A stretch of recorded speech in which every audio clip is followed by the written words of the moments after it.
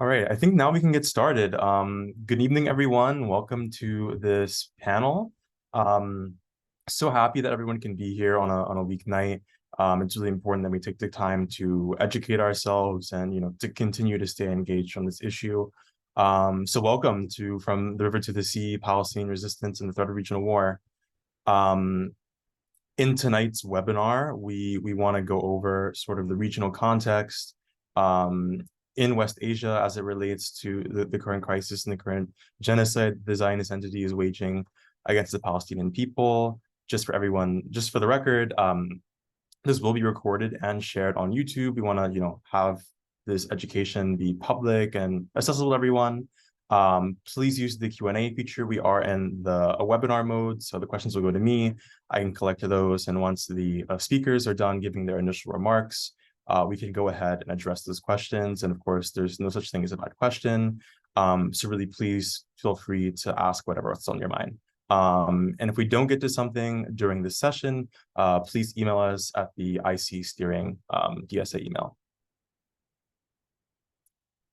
So here are some of the top line issues we want to talk about tonight: the recent developments in Gaza and across the whole of Palestine, grassroots organizing of Palestinians in exile, Palestinian political prisoners, and the criminalization of resistance here in the West, armed struggle for liberation versus the Zionist war of extermination, and then we'll go into the Q&A section. We'll talk about some resources that DSA has available for people, and then we'll do closing remarks from our guests. I also want to drop a link in the chat. DSA does have a Palestine working group still. It's being integrated into the IC, the broader the International Committee, and applications will be taken until December 1st to apply for that. So dropping that in the chat right here. Oh, that's just hosting panelists. I will take care of that later. But suffice it to say, December 1st is the deadline for that, and that will be provided to people later on. And so now I will move on to introducing each of our guests here tonight.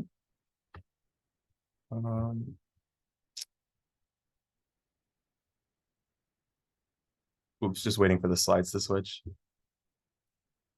So our first guest is Nerdeen Kiswani. Nerdeen is a Palestinian organizer from New York City. She's a graduate of the CUNY School of Law and the founder of Within Our Lifetime United for Palestine, a community organization revitalizing the revolutionary spirit of the Palestinians in exile in pursuit of liberation. Then we have our second guest. Our second guest is Charlotte Cates. Charlotte is the international coordinator of the Samidoun Palestinian Prisoner Solidarity Network. She also works with the National Lawyers Guild International Committee and the International Association of Democratic Lawyers, and serves on the steering committee of the International People's Tribunal on U.S. Imperialism. And then finally, we have Bikrum Gill. Bikrum is a scholar of international political economy and an assistant professor in the Department of Political Science at Virginia Tech, where he's also a core faculty in the Aspect doctoral program. His research is generally centered at the intersection of political economy, race, and ecology, and he explores these themes as they bear upon the issues of agriculture and development, the climate crisis, and decolonization. He has long been involved in anti-war and anti-imperialist campaigns, and has most recently joined the International People's Tribunal on U.S. Imperialism as a special rapporteur. And with that, we can get started. Or before that, I should introduce myself. I'm Craig Burkhead Morton. I am the co-chair of the subcommittee on Middle East and Africa. I'm also, outside of my capacity in DSA, I'm a youth fellow with the U.S. Campaign for Palestinian Rights. So with that, I think we will start. Sorry, I just want to get clear the order. We're going to start with Charlotte, just to give sort of opening remarks. Each guest will do this. And then after that, we'll go into questions. So whenever you're ready, Charlotte, you can go ahead. Oh, and thank you very much to the International Committee for being one of the meaningful anti-imperialist voices in the DSA, and for inviting us to be part of this event today. And I do want to make I do want to begin my remarks by making that clear, which is that the IC has developed a really distinguished position in standing against imperialism, and that includes standing clearly and firmly against Zionism and with the Palestinian people and their resistance for liberation from the river to the sea, rather than attempting to accommodate or seek a kinder, gentler US imperialism and its domination over the Palestinian people in the entire region. And of course, as I'm making these remarks, I also feel compelled to speak in solidarity with the former DSA Palestine Working Group, which was essentially subjected to a series of censures and repression from the DSA's national leadership, up to and including the DSA's refusal to take a clear anti-Zionist position. And I think at this time of genocide, which is being carried out right now in Gaza by the Zionist regime with the full support and funding of the United States, that it's more imperative than ever for any organization that wants to represent a leftist and progressive perspective, that wants to stand with the peoples of the world that are on the front lines and challenging these forces of true destruction, of massive devastation imposed upon the peoples of the world that we currently see happening in Palestine, but is certainly not limited to Palestine and stretches, from Iraq to Syria to Libya to everywhere around the world, that it's so critical to take a clear position, not just in rejection of or criticism of the current decisions of the Benjamin Netanyahu government, but in recognizing the Zionist regime for what it is, which is an illegitimate settler colonial project implanted in the region in the interests of imperialism, fundamentally imperialism led by the United States. And in order to divide the Arab people and Arab nation from one another, and in order to subvert and undermine the aspirations of all of the people of the region to control their own destiny, their own future, their own resources, and develop independently of the domination of US imperialism. And so when we talk about the need to stand clearly and firmly against Zionism and the need for DSA to do that, if it wants to be a credible part of the left, instead of left behind in history, the way that, for example, Senator Bernie Sanders has chosen to be by refusing to even so much call for a ceasefire in the current situation. And of course, that's to be said with the added note that a ceasefire is not enough, and a ceasefire is not the reason why Palestinians and Palestinian resistance fighters, supported by the Palestinian public, sacrificed their lives and engaged in, and continue to engage on a daily basis, an incredibly brave and determined struggle for liberation. It was not to achieve the temporary cessation of fire, but to achieve the liberation of Palestine, to break the siege once and for all, to liberate the Palestinian prisoners, and to liberate Palestine from the river to the sea. So with that being said, the Palestinian prisoners are a fundamental part of the situation that we are viewing today, are a fundamental part of the liberation struggle that is being waged by the Palestinian resistance and by the Palestinian people as a whole inside Palestine and everywhere in exile and diaspora, and are one of the major reasons why we have seen on October 7th and after the Zionist regime essentially, on the one hand, engaging in international propaganda about what they call the so-called hostages that are held by the Palestinian resistance, and while at the same time engaging in direct military activities, including bombing from helicopters, bombing with airstrikes, and hitting with tank shells these Zionist so-called hostages, the captives of the resistance, in order so that they will not survive. And it's just very clear, for example, that Zionist airstrikes have already taken the lives of dozens of the prisoners of war who are being held by the Palestinian resistance. So when we talk about this question, what we keep hearing about the so-called hostages, the captives of the resistance, from US politicians, and demanding that the Palestinian resistance release these prisoners of war. Now, it should be clear in the first place that the vast majority, in most cases, of those who were captured by the resistance on the 7th of October are not only just reservist soldiers, but active duty soldiers who are engaged on a daily basis in the oppression, the besieging, the ongoing Nakba, the colonization of Palestine, this entire process of repression and subjugation that has been taking place for the past 75 years. But there's a reason why taking prisoners has been a major objective of the Palestinian resistance, and that's because for the past 75 years, it has become clear that the only way to effectively free the thousands of Palestinians being held in Zionist occupation jails is to capture Zionist soldiers, Zionist reservists, Zionist settlers, and exchange them for Palestinian political prisoners. And this is something that has happened many times in the history of the Palestinian struggle. And it is an outcome that we should all be demanding now. If saving the lives or protecting those Zionist captives that are being held by the Palestinian resistance is a priority, then that can be achieved today by exchanging the Zionist captives for all of the Palestinian prisoners currently held by the Zionist occupation regime, a number which has now reached well over 7,000. And just to kind of talk a little bit about the Palestinian prisoners in this context, it should be noted that essentially every Palestinian family has some experience of imprisonment in this regard. Palestinian prisoners are, children and elders, they're workers and farmers, teachers and students, they're community organizers, student group leaders, women's group leaders, labor organizers, and resistance fighters. They're all of these things. And they are essentially over 40% of Palestinian men in the West Bank and Jerusalem have at some point been held in Israeli occupation detention.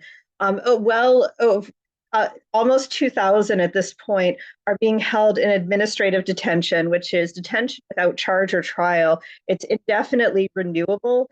Administrative detention can be essentially used for years at a time in order to imprison Palestinians without even using the fig leaf of the military court system, which in and of itself convicts Palestinians brought before it over 99% of the time.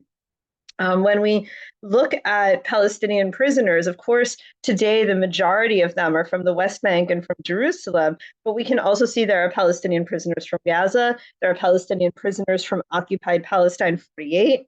Right now, the Palestinian population in occupied Palestine 48, who are nominally Israeli citizens, are essentially being subjected to a massive campaign of terror in which the Zionist regime has now criminalized engaging with on social media material that has been created by terrorist organizations. And just to give a truly broad view on what the Zionist regime considers a terrorist organization, Samidoun Palestinian Prisoner Solidarity Network, the organization that I'm representing today, is considered a terrorist organization by the Zionist state. So are human rights organizations from Al-Haq to Adamir, community groups like the Health Work Committees, the Union of Agricultural Work Committees, study centers like Bisan, all of this information that's on the internet is considered terrorist information according to the Zionist regime.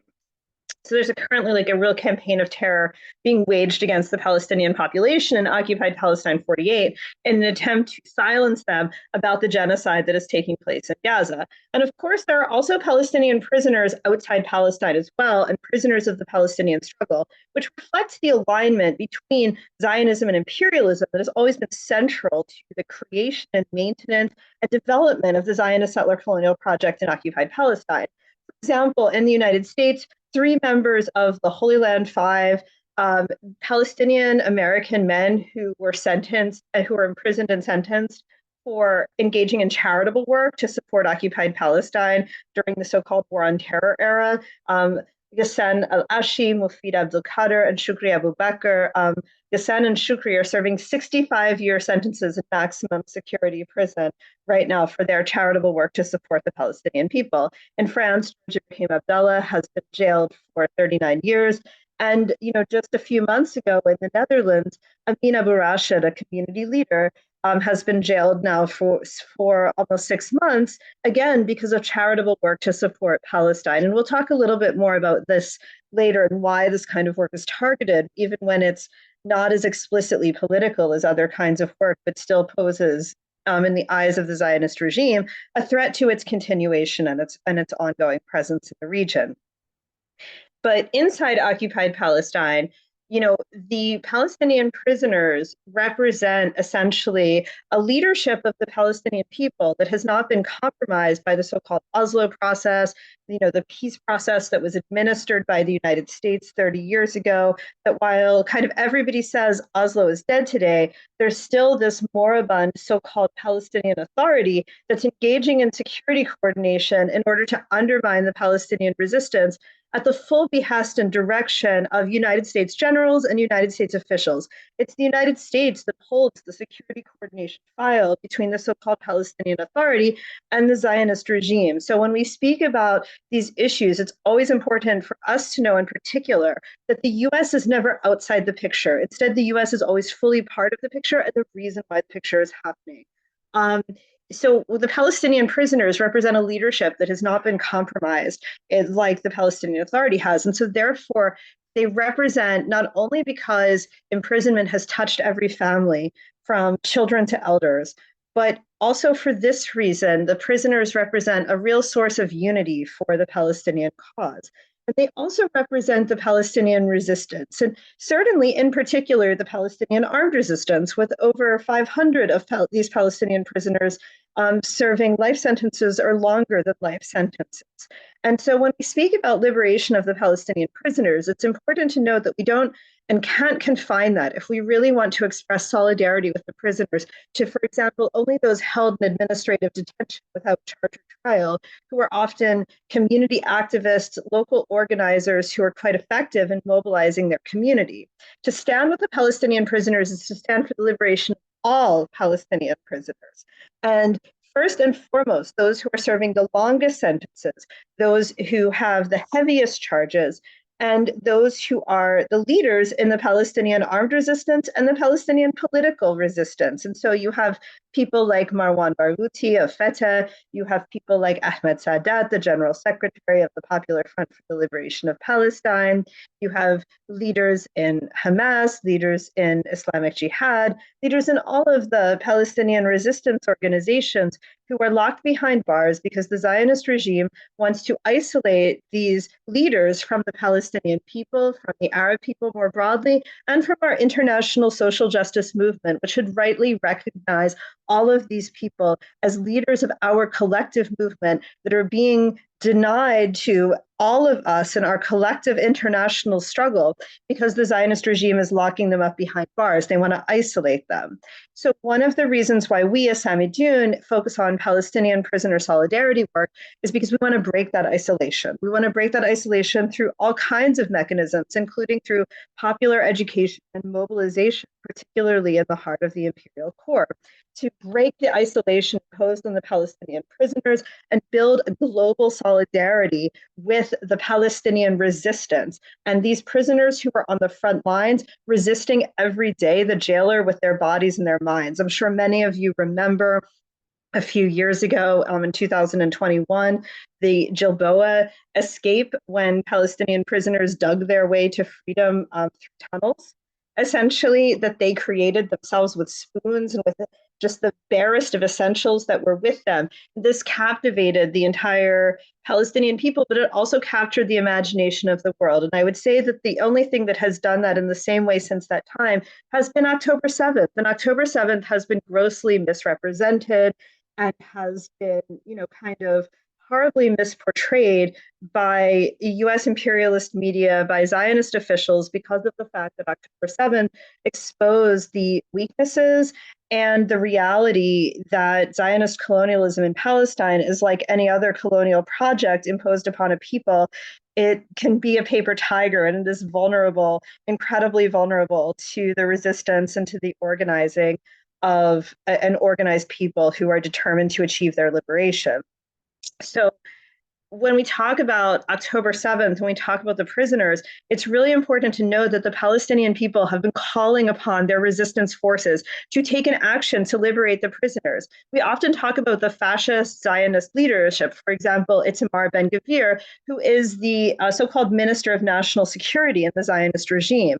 Well, Ben-Gvir, that means that he's in charge of the prisoners. So since he has been appointed in this position, he has essentially made daily proclamations of how he intends to make life miserable for Palestinian prisoners, from reintroducing the death penalty and the execution of Palestinian prisoners to denying family visits, denying access to water, denying access to electricity, engaging in these nightly repressive raids in which people are attacked, continuing to deny medical care to the Palestinian prisoners.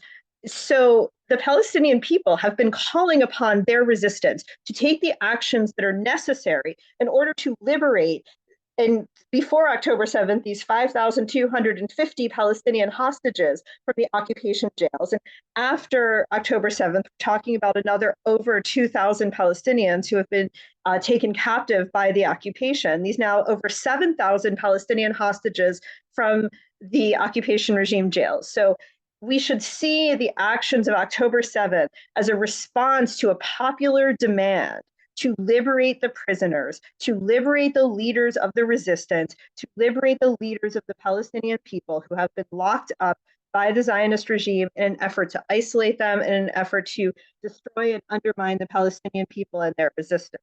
And this also speaks to why we see the Zionist regime bombing the so-called hostages, attempting to kill them while using their images for international marketing and doxing campaigns against people who tear down their propaganda posters. And that's something that was called the so-called Hannibal Directive, because it's important to note that Palestinian prisoners have repeatedly been freed through this process of prisoner exchange. It's the only effective method of achieving a meaningful and long-lasting prisoner release has been through a prisoner exchange carried out by the resistance. So there have been multiple very well-known examples of this, most recently in 2011 in the Wafat al-Ahrar exchange, when over 1,000 Palestinian prisoners were released in exchange for captive occupation soldier Gilad Shalit.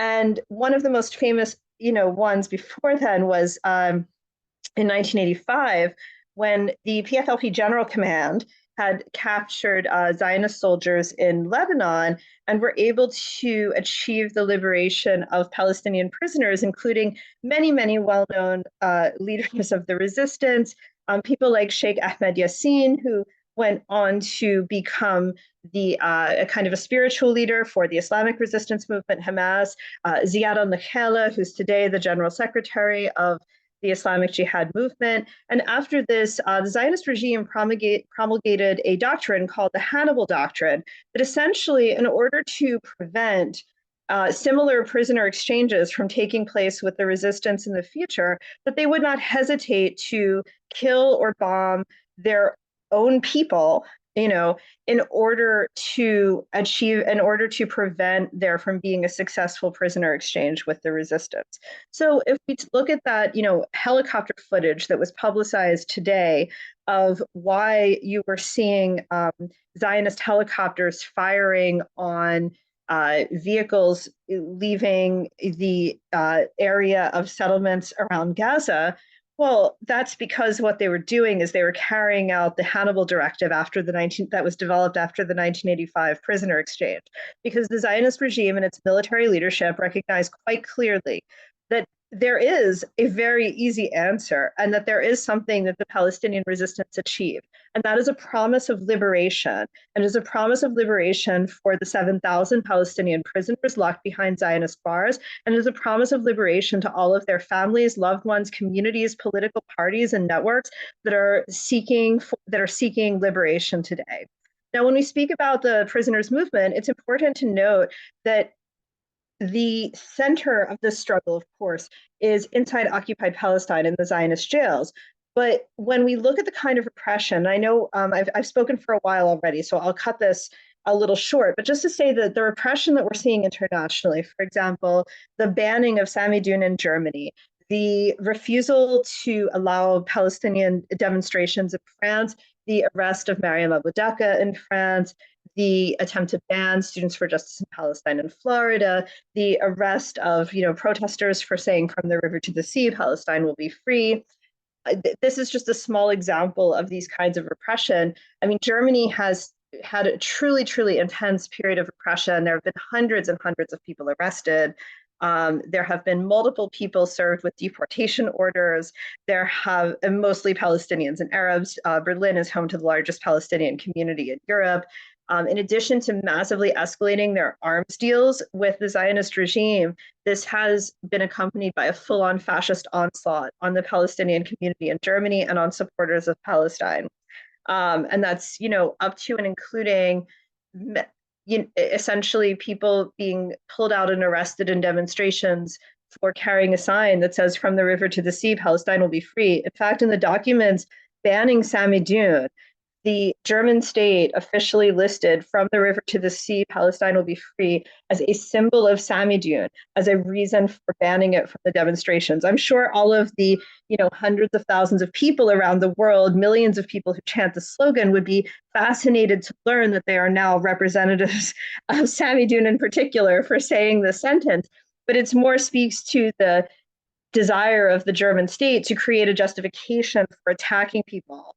And of course, we've seen like full out, essentially, police riots in Berlin and Frankfurt, people being sprayed down with water hoses, and scenes reminiscent of the civil rights era in the United States for having a vigil for Gaza in Frankfurt, for example. So why is this happening? Well, one of the things that's been extraordinarily clear, because October 7th showcased the power of the Palestinian resistance, that it is still possible, despite the military and technological achievements of the Zionist regime and its US backers, and its backers in France, Germany, and Britain, it's still quite possible for the Palestinian resistance to develop weaponry, tactics, strategy, I mean, in coordination with their allies in Lebanon, and Iran and Yemen and elsewhere, but it's possible to develop a tremendous amount of strategy and tactics that showed the fact that it was possible to imagine a future in which Zionism and imperialism were defeated and expelled from the region.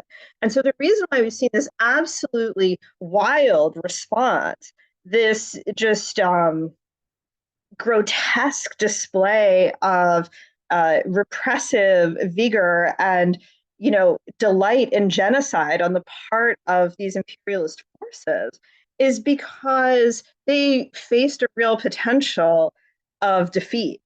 And they showed that it's possible, and the Palestinian resistance showed that it's possible to speak about victory and not just about, mildly changing or modifying the forms of oppression to which people in the region and people in Palestine in particular are subject to. And so when we talk about imprisonment of Palestinians, this entire system of repression, from NYPD cops beating up Arab youth in the streets of Brooklyn to, German cops stomping on a Palestinian young man's face in the streets of Berlin, to the arrest of a 72-year-old Palestinian woman in France to prevent her from giving a speech. This is all part and parcel of the same process of repression that has led to Palestinian organizations being placed on terrorist lists, that has led to the sending of $14 billion more in weaponry to the Zionist regime from the United States, and that's to preserve imperial power and domination in the region. So if we're engaged in these struggles with cops, we should be aware that this is actually literally fighting the war at home.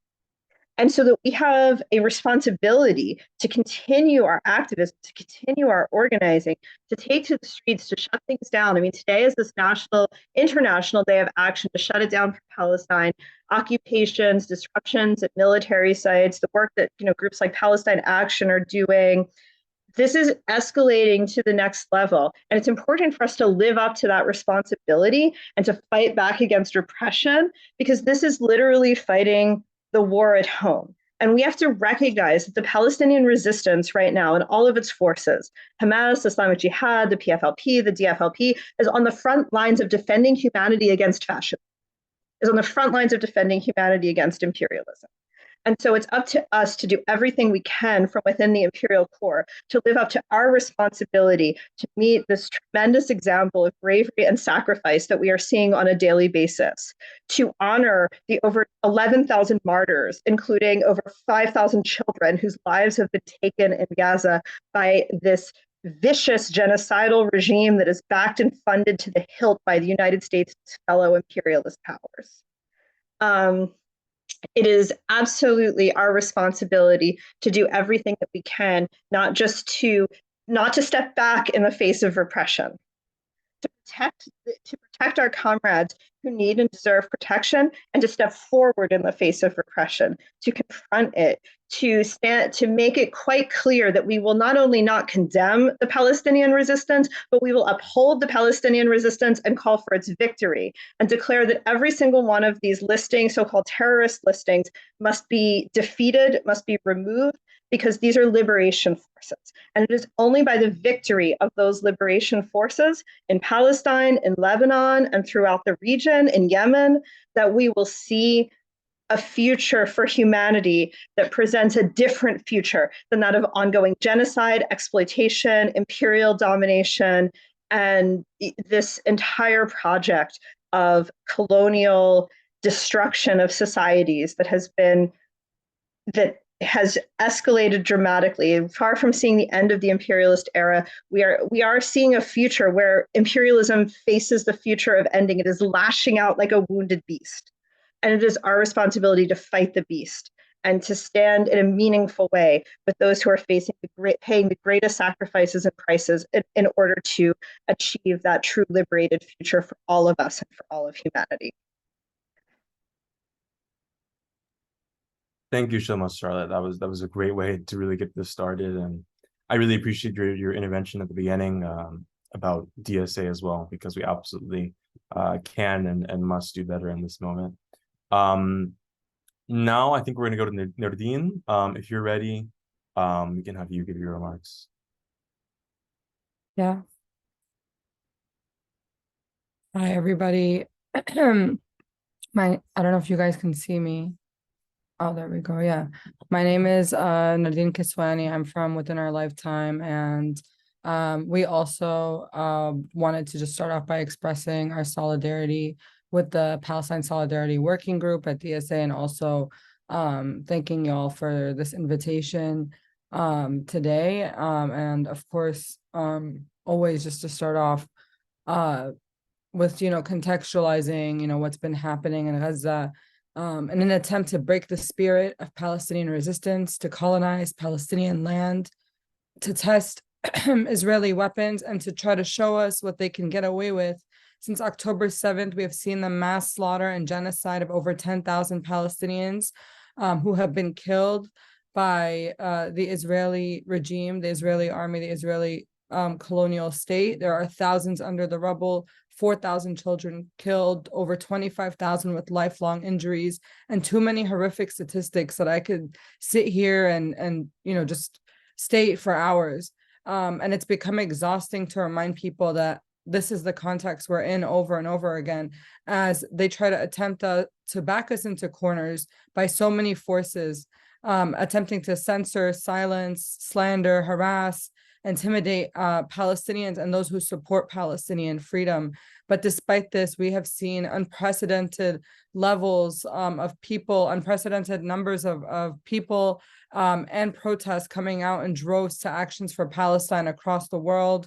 And here in New York City, WIL has been one of many organizations leading marches in support of Gaza. And of course, not just since October, but for years. But this month, we mobilized hundreds of thousands of people in solidarity with Gaza and all of Palestine to not just demand an end to the bombing campaign by Israel and this latest escalation of genocide, but also to end the siege, blockade, occupation, and colonization of Palestinian people and land. Right? Despite the arrests, the physical attacks, the censorships from people in and out of the so-called movement, the left, which, I'm sure we're going to get into a little bit more here, and, why we're expressing solidarity with the Palestine Solidarity Working Group, and what, Charlotte alluded to before me. But, we show that it is possible to support Palestinian liberation and resistance with no exceptions and no fine print, because despite the censorship, despite these attempts to paint us in such a negative light, despite, even DSA kind of disaffiliating from some of these Palestine rallies, when they really should be one of many orgs that are endorsing, that are promoting every single rally for Palestine across the US, the people, the masses continue to come out. And, they understand that we're not just simply calling for an end to the bombing, not just simply calling for a ceasefire, but for Palestinian freedom. Because what we're seeing, this escalation and genocide, it's not just what's been happening the past month, it's what's, been happening to the Palestinian people for decades. And this is just an escalation, like manifesting an escalation of that. So, while I'm aware that this committee obviously has better politics in general, it doesn't surprise me that DSA, among many organizations, are not where they should be when it comes to supporting Palestinian liberation. And it's devastating that it takes this many Palestinian lives to be lost, to be killed, for people to finally, just start taking Palestinian resistance seriously, taking what Palestinians have been saying for years seriously, instead of just automatically condemning Palestinian resistance, which is what we saw earlier in the month of October, after October 7, 2023. So we know that Palestinians in Gaza have been resisting for years, for decades at this point. And the latest heroic campaign that they led was with the aim of demanding the right of the Palestinian people to return home. And as always, US media and the political apparatus have joined forces to condemn Palestinian resistance. Even so-called progressive politicians like Ilhan Omar and Bernie Sanders made statements equating the violence of the oppressed with the oppressor. And, Bernie has gotten even worse with not even calling for a ceasefire. The bar is really that low. It just shows to me as a Palestinian that our humanity is below the floor for so many of these politicians. And this is why, these contradictions manifest in groups like the DSA. But for those who truly support Palestine, we know that must mean supporting the Palestinian right to defend and liberate Palestine by any means necessary, because colonization and occupation are inherently violent. Israel's existence was brought about by violence, and freedom has only ever been achieved through resistance.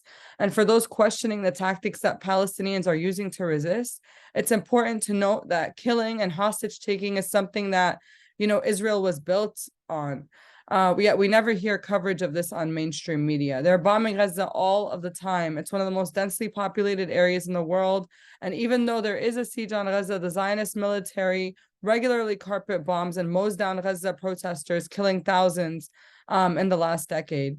This year, prior to October 7th, Israel was killing on average one Palestinian a day, not just in Gaza, but in Gaza and the West Bank combined.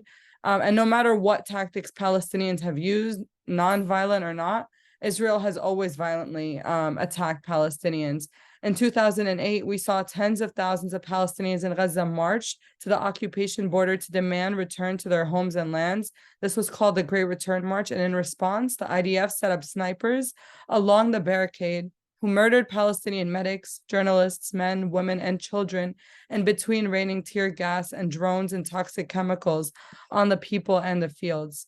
But despite this brutal Israeli violence, every single Friday for 2 years straight, Palestinians continue to demonstrate for the right to return home with little to no international support. And so Palestinians have taken matters into their own hands to end the brutal siege and blockade that they've been under for the greater part of 2 decades, that the world thought, they could just look away and ignore it and nothing was going to happen.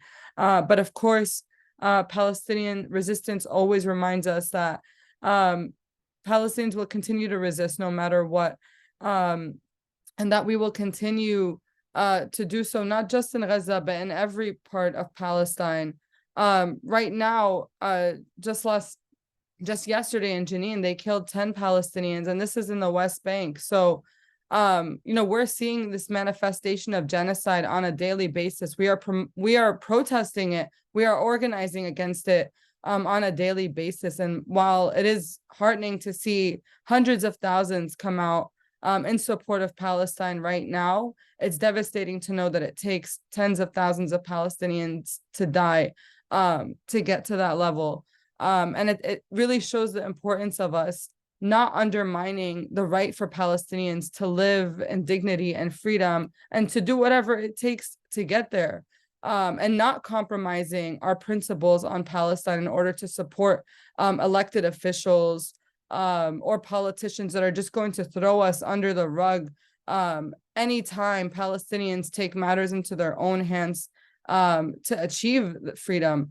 Even though, these politicians haven't lifted a finger and are not talking about, the liberation of Palestine, constantly, and ending the siege and blockade, that Palestinians have to take matters into their own hands to do. So I saw a lot of interesting questions that people have begun to ask, and I don't want to take up a lot of time since I want to spend the bulk of that time in Q&A, but I think it's really important for us to just understand that, a lot of the repression that we face in the Palestine movement isn't just from Zionists, isn't just from NYPD, isn't just from the state, but it's within, institutions that we organize in and that we create, ourselves. And a lot of it is self-repression that bleeds, that affects other parts of the Palestine movement. Seeing orgs like DSA walk back support for a Palestine rally, seeing politicians that I never had faith in, but maybe many people had faith in, make lukewarm, milquetoast statements on Palestine if they don't say anything outright genocidal. This really puts the onus and the pressure on Palestinian, Arab, and Muslim communities here to bear the brunt of the surveillance and the violence of the state when we full-fledged go out there and make our support for Palestine known and chant "Long live the resistance" in the streets, while other organizations, try to couch it in more like neutral messaging or messaging that compromises the principles needed to support Palestinian liberation. And that's also unacceptable. And I think it's important for us to create spaces like these to demand that level of accountability and understanding from those who call themselves comrades in the struggle for Palestinian freedom. So I'm definitely gonna get into this more and everything I discussed in Q&A after the next speaker. Thank you. Right, thank you, Nerdeen. Last, we have Bikram. Yes, I'm here. Thank you. First want to say, like the previous two speakers, I want to start by expressing solidarity with the Palestine Solidarity Working Group, and thank the International Committee for inviting me here today to speak. I think we are truly in a moment of truth right now. The Palestinian struggle has revealed to us what is at stake in the struggle against imperialism. As Charlotte said in the first set of comments, I think the Palestinian liberation movement is struggling for it is at the forefront of a struggle for a better world, and I really encourage DSA members to rethink or to seek to correct the grievous mistake that was made after the rally in New York soon after Al-Aqsa flood, because those sorts of positions really function to normalize Israel's war of genocide and undermine Palestinian sovereign power and the right that Palestinians have under international law to armed resistance. So there's a lot at stake. So I'm just going to get right into my talk. So I have a lot to say, and I will cut it short if it gets too long, and we can get into the Q&A. So where I wanted to begin with emphasizing that right now, what we are seeing are two wars. We are seeing on the one hand, a rising Palestinian war of national liberation, and we're seeing, in response to the Palestinian war of national liberation, which has been rising, I would argue that we could see for perhaps the last 20 years since the Second Intifada, but certainly over the last 10 years, we have seen the growing strength of Palestinian armed resistance. We have a war of national liberation confronting a second logic of war, which is Israel, the Zionist colonial war of genocide. So this conflict is one that the onslaught of Western and Zionist state and media propaganda has, since the beginning of Al-Aqsa flood, sought to confuse and misrepresent what are in fact very clear terms of struggle. A conflict between colonizer and colonized, between occupier and occupied, which has now reached finally and openly a permanent overarching state of war that, again, contains within it a decisive confrontation between these two particular logics of war. As I said, on the one side, the Palestinian resistance has been undertaking a rising anti-colonial war of national liberation to free themselves and their lands from both Zionist colonialism, but also, and this is something I'll touch on in some detail, the larger Western imperialist project. The Palestinian resistance is necessarily waging war against both. On the other side does stand a now openly genocidal Israeli colonial project aiming to restore the colonial foundations that have been called into question by the Palestinian Liberation War. It is in the increasingly evident incapacity of the Israeli army to defeat the Palestinian armed resistance on the battlefield that we can find the dark impetus for the Israeli and Western return to an openly genocidal approach that directs the violence of the colonial state towards the unarmed Palestinian population. Though the Zionist colonial war of genocide will not succeed in its aim of eliminating Palestinians from Gaza, it has unleashed massacres and destruction on a truly unprecedented scale, which we must respond to with the necessary urgency. So what is the logic of this first war that I'm speaking about, the logic of the war of liberation? So the logic of the war of liberation is centered upon overturning the material equation of force that underpins both colonialism and the broader imperialist world order. Here, both colonialism and imperialism are premised in the first and last instance on a greater violence that enables the colonizer to usurp sovereignty from the colonized. This material equation of force generates a secondary ideological projection of power, wherein the colonizer appears as invincible in any encounter with the colonized, capable of enacting any degree of violence with impunity. Insofar as the colonized remain within such a balance of material and ideological force, they will, by necessity, be compelled to seek, or perhaps put more properly, beg for, recognition of their rights under the sovereign power of the colonizer. This is the condition to which Israel consigned the Palestinians with the Oslo peace process framework, and to which it continues to try to return Palestinians again and again. So when Anthony Blinken today speaks about restoring the Palestinian Authority to Gaza, when we hear constant talk about the extermination of Hamas and armed resistance more generally, this is the condition to which both Zionism and imperialism seek to return the Palestinians, a condition of political powerlessness, where the equation of force is so tilted one way that Palestinians are left as humanitarian cases that can only beg for rights. Now, the total inability of the Oslo Road to enforce Palestinian national rights and defend at any level Palestinian life and land created the conditions for a return of forms of armed resistance capable of calling into question this foundational equation of force that underpins, again, in the first and last instance, the denial of Palestinian sovereignty.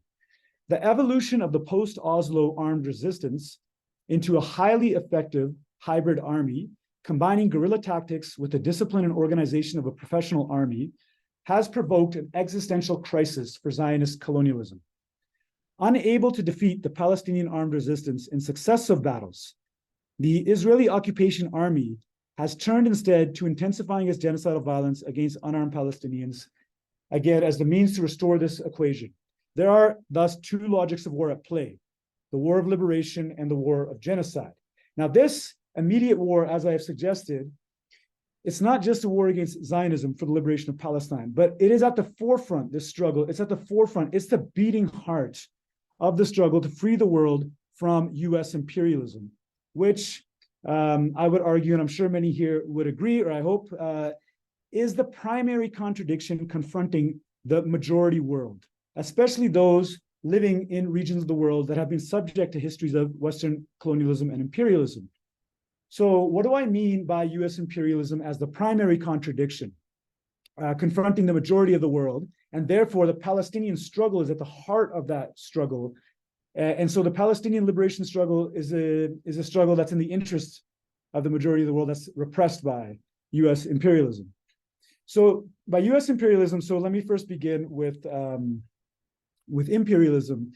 Imperialism, as it exists in our context, is a relation of capitalism as it is enacted and applied in its relations on a world scale.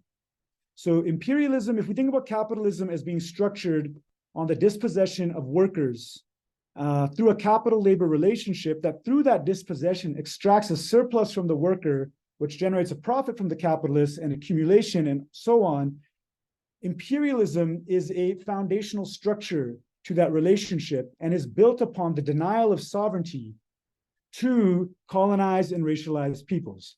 And imperialism, the denial of sovereignty, again, as I was talking to in relation to Palestine, the denial of sovereignty is premised in the first and last instance, not on education, not on culture, but on force. And this is very important. I'm going to keep coming back to this point on the question of military and economic force. Through military and economic power, Western imperialism has historically denied sovereignty to those on its peripheries. Now, what's very important is that imperial sovereignty is different than colonial sovereignty. The challenge and the limits of decolonization in the 20th century is that, as Fanon argued, it only addressed this equation of force at the level of the settler colony or at the immediate colony. So Congo might get free formally, or other states might find formal sovereignty, but on a world scale, military force, economic power is concentrated and monopolized in the core, especially in the United States. And so this system of imperialism has functioned through the application of force to continue even after formal sovereignty, to deny real sovereignty to states in the periphery. And what does this do? By denying sovereignty, you are able to draw massive surpluses from the peripheries without compensating labor or the extraction and decimation of land. And this enables then the stabilization of capitalism in the core. So the imperialist project is a part of the labor question here. It can never be separated, both in terms of how it subsidizes labor and allows labor to be able to achieve a certain standard of living with its wages, because it's getting, again, this drain of value from the periphery. But also it integrates labor into the psychology of imperialism. It comes to become invested in a different system. Rather than labor being invested in the overthrow of capitalism, it risks being invested into the reproduction of imperialism. So this is the imperialist system, which is the primary contradiction, because as we can see, when the majority of the world seeks to attempt to reorient its resources and labor towards sovereign projects of national development, it is at that moment that the US imperialism has historically mobilized its military and economic power to overthrow states that are trying to build sovereign development projects, to sanction them with their financial power, to do coups d'etats, proxy wars. This is the reality, whether it's from Guatemala in the 1950s, Iran, Vietnam, the immediate sanctions against Cuba and North Korea and China. We can see that those states that tried to address that equation of force that I began with, that tried to overcome the equation of force, so they don't have to beg from the World Bank. They don't have to beg from these institutions, which will then again impose conditions that will create a scenario in which the periphery is always simply provisioning the core with surpluses for its development. So US imperialism has been in the way of this, and Palestine has not been separate from this. Palestine is not just a settler colonial conflict. The United States oil dollar complex in the 1970s after the Yom Kippur War, the projection of US power in the Middle East through Zionism, through Saudi Arabia, right? So this is a fundamental part of the equation. The liberation of Palestine will weaken this imperialist order. It will bring it to crisis. So the peoples in the global south and in the periphery can then also be strengthened in their struggle against US imperialism. So, wow, I only got through the first page of my notes there. So I'll try to speed up. I think that's about 10 minutes in. Okay, so now I want to, so that's what US imperialism is, why it's the primary contradiction. I will try to come back and tie that to Palestine.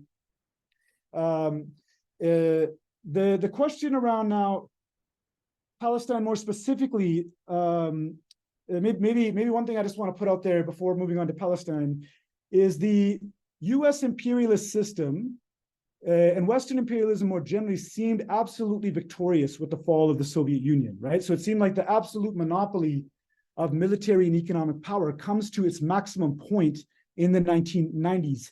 And this leaves us in a scenario where many countries across the global south become absolutely dependent on the West and the North, including, and we'll see, this is where we can locate the Oslo Road in Palestine. The Oslo Road was not simply about Palestine. It was a moment in the consolidation of the neoliberal world order, which thought it could cement in perpetuity the denial of sovereignty to the South. So how does this play out in Palestine? So I want to start from Oslo, but just as a bit of a background, in Palestine, as elsewhere, there are two roads through which colonized people can respond to the imperialist system and the direct settler colonial encounter through which imperialism manifests itself. So there are two roads that can be walked and that has been walked in Palestine. So again, the first foundation of colonialism is the establishment of a monopoly of the power of military force by the colonizer, which happens in Palestine, especially at the end of World War I via the 3 battles of Gaza, where the British imperialists subjugate the Palestinians after fierce resistance, right? I think I'm not going to have time to get into it, but we need to acknowledge that Gaza has been the beating heart of Palestinian resistance and regional resistance for a century now. So after fierce resistance by the Palestinians in Gaza, they are defeated in a brutal war in the 3rd Battle of Gaza, which leaves then the Palestinians disarmed and unable to resist Zionist colonial encroachment for the subsequent 10, 15, 20 years.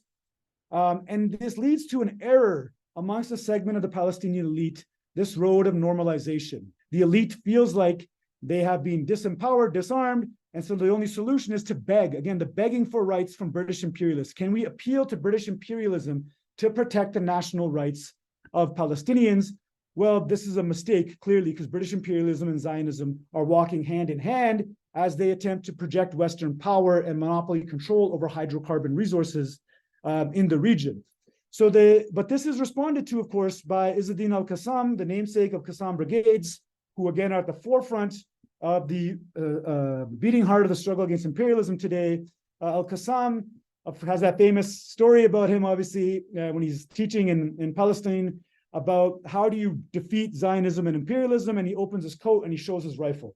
And in showing his rifle, of course, this reminds us of Mao Zedong, the dictum, political power comes out of the barrel of the gun.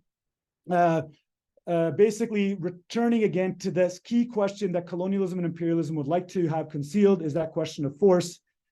Now, we know there's a great Arab revolt in the 1930s, which tries to do the armed resistance path. But through 48 and 67, Israel does establish an overwhelming disproportionate equation of force through which it enacts in 48 in response to resistance, again, a genocidal violence. It is after 1967 war that the PLO emerges, and I just want to just touch on this because this is really important to understanding Oslo and what comes after. The emergence of the Palestinian Liberation Organization in the 1960s, 70s, and into the 80s as an organization that refuses to submit on that fundamental question of sovereignty. Sovereignty is based in the first and last instance on being able to return a greater violence to the colonizer. right? It's not asking or begging or seeking to demonstrate one's cultural integrity through dance, through dress, and whatever. In the language, as Fanon says, that colonization understands as force, right? And the PLO puts that on the table and starts to engage in armed struggle. And here we see Zionism responds with the invasion of South Lebanon, where the PLO was headquartered in the 1980s. And they respond in a very similar way to what's happening today. They place Beirut under siege. They enact bombardments. And I think a very important lesson for us to keep in mind is that the PLO, in the same language today about exterminating Hamas, is the same language that was being used against the PLO in 1982. And what happens? This is why we must refuse those who demand that we condemn Palestinian violence, because what they are demanding, when they demand that you condemn Palestinian violence, what they are demanding is that you consent to, that you legitimize a world in which Palestinians are disarmed and disempowered and are rendered into humanitarian cases, again, dependent upon Zionist power. So in 1982, you have this extermination plan against the PLO. And after the PLO are expelled from Lebanon, what happens is the Palestinians are subject to a genocidal massacre in Sabra and Shatila.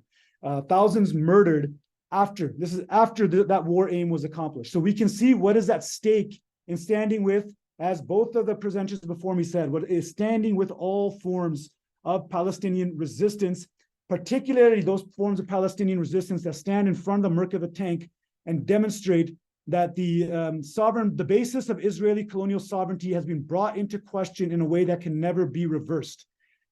We cannot, it would be really self-defeating if we in any way participated in undermining that struggle, because we would only be through discourse restoring the basis of Israeli colonial sovereignty. So the PLO is expelled, the massacre happens in Sabra and Shatila. This leads to a weakness and a defeatism in the Palestinian camp, which leads to the Oslo Road. And we know Oslo is a road which is precisely this road of a disarmed, disempowered Palestinian people who are promised certain quasi-national rights, but without the force to back them up. And we know what happens through Oslo. Oslo, Israel ends up stealing more land after Oslo was passed in 1992, 1993. At this time, land theft proceeds uncontested, accelerating even more so. And here, I would say, this is where Palestine is walking with the global South. Because at this moment also is when South Africa ends apartheid. And South Africa, apartheid ends, but land is never restored to indigenous Black South Africans. Afrikaners maintain their control over land because that fundamental equation of force on an international scale is never overturned. So the South Africans have to get recognition of their sovereignty by appealing to the Western imperialists, who then demand that you not touch Afrikaner property. A similar logic unfolds in Oslo and across much of the global South, where integral sovereignty is defeated in the 1990s at that moment. But something else happens and please let me know time-wise. I know I'm probably close to 20 minutes, so I'll try to wrap it up in a few minutes here. Something else though happens in the 1990s. Now we know that this imperialist order, its economic leg is challenged by China, and the rise of China provisions global South states a form of finance and credit that challenges the monopoly control of the World Bank and the IMF in denying sovereignty to the South. But what's less often remarked upon in the 1990s, something else happens. And this is the rise of Hezbollah and the rise of armed resistance in the region. As the Oslo Road emerges, so does this other road reemerge, with armed resistance in Lebanon in the 1980s, which is a form of anti-imperialism that unfortunately the Western left shies away from too much.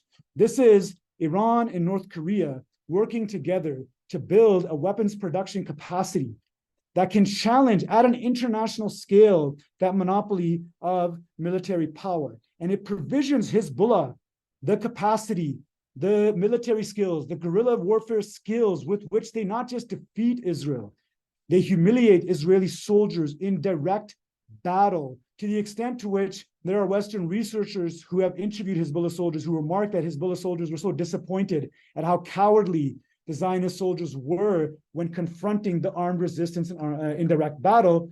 And here, Hezbollah's road shows a different path in Oslo.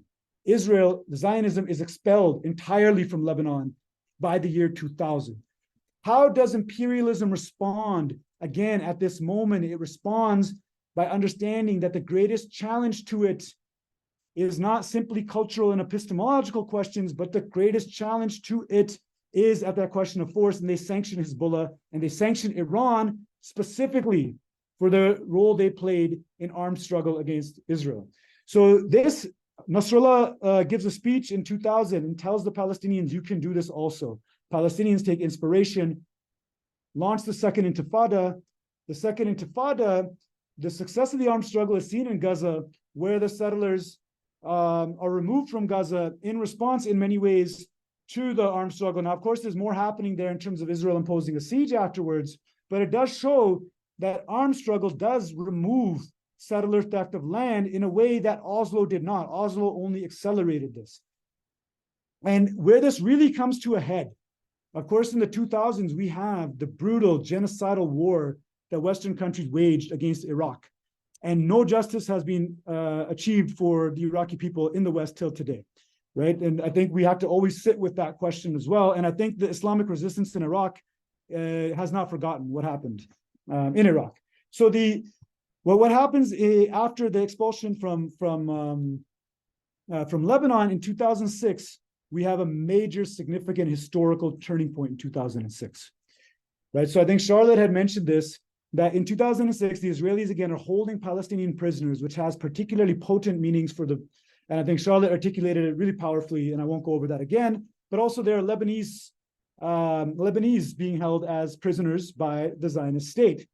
And in 2006, both Hamas and Hezbollah, they conduct border operations, of course, in quotes, they conduct those operations through which they seize Israeli soldiers, Zionist soldiers, with a demand for a prisoner exchange, similar to what's happening right now. How does Zionism respond to this demand for a prisoner exchange? They respond with an outright assault on the entire country of Lebanon, right? So from the air, from the sea, and eventually ground invasion. But what happens again here, and this is something that Zionism has not been able to recover from, and they know this. If there's the Vietnam syndrome, there's a 2006 syndrome that remains in the minds of Israeli intelligence and military planners. Essentially, Hezbollah fighters put a brutal beating on the ground invasion and repelled them from Lebanon. And Israel's response, Zionism's response at the time, is what they're doing right now. This is what's very significant, is where they articulate for the first time this Dahiyya doctrine, which basically recognizes that there is a long-term trend where Zionism's armed deterrence against decolonization, again, that equation of force that underpins every colonial and imperialist project, is being challenged fundamentally by Hezbollah and now Hamas. So what they argue is we need to destroy the entire civilian base of these organizations. We need to humiliate these populations. We need to harm them. They're very explicit that their goal is to explicitly target not just civilians, but civilian infrastructure like schools and hospitals. So what we are seeing today in Gaza is not collateral damage. It is not a mistake. We are witnessing a direct systematic genocide, which is in response to the inability of the Zionist state to defeat what we can call resistance guerrilla warfare, but it's much more than that. So even though they enact this Dahiyya doctrine, Israel loses the 2006 war. They are forced into a prisoner exchange. And you will see, sorry, I wasn't looking at the, okay, I'm good. I'll wrap it up pretty soon here. So you'll see that they're forced into a prisoner exchange. And not only that, ask yourself the question, has Israel attempted anything with Lebanon since 2006? And what that has done, it has provided a room of maneuver in the region for growing regional resistance and the development of more of a military and political capacity that can be distributed to Gaza eventually, right? So 2006 is very significant. It is so significant that Tony Blair responds to 2006 with a speech very shortly thereafter. Hezbollah defeats Zionism, and he says the biggest threat facing the region and the world is something that the Prime Minister of the United Kingdom referred to as a Shia crescent, And why did he say Shia Crescent? He's saying Iran, Lebanon, Syria. These are forces that threaten not only Western interests in Zionism, but he's saying also Gulf states. And so the West responds, again, to this fundamental challenge to that material equation of force through intensifying sanctions and proxy wars indirectly. So we cannot understand the Syrian war. And there was so much mistakes that the Western left made in silencing anybody who asked the question of what role in the devastating tragedy of Syria, what role was played by a Western imperialism that was seeking to instigate and provoke a proxy war that would undermine the regional resistance that through which Iran and Syria had provided depth to Hezbollah in able to fight Zionism. So now you're going to remove and diminish the corridor of weapons and training and resources through which the armed resistance fights back. And so we need to be very clear. Things are messy, they can have contradictions, but we need to be clear about primary contradictions. And there's a primary contradiction, which is US imperialism, which was seeking to defeat its enemies through its proxy wars, which is why it defends Bahrain and Saudi Arabia in 2011, and it directs proxy wars against Libya and Syria at the time with the aim of undoing this 2006 equation. In my view, that was a fundamental impulse of why the Arab Spring revolts took the direction that they did. So after 2014 is another very key moment. Of course, this is another major quote unquote war between Zionism and Palestinian resistance. But here you can see that Hamas has started to build its armed capacity, its resistance to the point where it defeats the Israeli ground invasion. Israel again eliminates entire families, genocidal violence. But the Palestinian armed resistance, this is the first time that I had ever seen them destroying Merkava tanks directly. 2014. It's not this year is not the first time. 2021 was not the first time. Those Merkavas are getting hit in 2014. And look up Israeli intelligence and military journals. You will see that they're very aware of what 2006 and 14 did to their deterrence capacity. And through that resistance in 2014, as painful and devastating as it is only through that the Palestinians in Gaza are able to secure some relief from the siege, that they're able to secure some degree, of political rights, which is totally absent in the West Bank. So if we return, and I'll end now, I know I was asked to end, so I'll end in about 5 minutes here. So if we return to the West Bank then here, the Oslo Road has been playing out in the West Bank, of course, not in Jenin, of course, right? And salute to Jenin always from the Second Intifada onwards. It will go down in history. Jenin will go down in history in terms of not just the resistance, but the persistence and steadfastness that Jenin has maintained. And it was very, very pivotal to where we're in right now. Let me not get ahead of myself. So the the West Bank had been proceeding on this road, the Oslo Road. So let's fast forward. 2021, what's happening? In the West Bank, you have a quasi-sovereign government, like many global South governments. It has sovereignty, but it doesn't really, because it's dependent upon Zionism. Gaza suffers like North Korea suffers. Gaza suffers like other states in the South suffer that have sought to be uncompromising in their sovereignty. Gaza is sanctioned. Now, West Bank doesn't suffer in the same way, but because West Bank doesn't fight on an uncompromising basis, in the West Bank, there's not a real sovereignty. So what happens in the West Bank? You have constant land encroachment, constant attempts to bulldoze entire neighborhoods in the West Bank. And in 2021, we saw this in Sheikh Jarrah. They are trying to dispossess entire neighborhoods in Jerusalem. And at 2021 was very significant about the armed resistance. The name, the Unity Intifada, I've seen a lot of people writing about it in journals, but what is often left out is that the Unity Intifada, the unity was forged when the armed resistance in Gaza fired in response a deterrence capacity to defend their siblings and their people in Sheikh Jarrah. We can't forget that. We cannot forget that the Unity Intifada was forged in struggle at that moment. And what happened after the Palestinians are showing that they're unifying their national movement through armed struggle in 2022, 2023, when Joe Biden comes to power, he grants Israel even greater impunity. And what has been happening over the past 2 years in the West Bank in particular is you have a rising, you've had some of the, I think, most intense forms of land encroachment over the past 2 years in the West Bank. Thousands of people dispossessed of their land, entire villages removed. Sorry, I'm just getting distracted by these emojis. So entire villages removed from their land, and you're having an increase in arbitrary detentions, as Charlotte mentioned. Like, there's a problem with Palestinian political prisoners, but there's been a massive increase in these detentions, again, because of this logic of impunity that's been happening in the West Bank. So in the lead up to what happens on October 7th, you have Hamas trying to engage in political negotiations for the release of prisoners and those held without charge in quote-unquote administrative detention. This is due to the impunity that Zionism is granted, right? Now, in Jenin, the Lion's Den calls that impunity to account in July, where they defeat the invading Zionist army.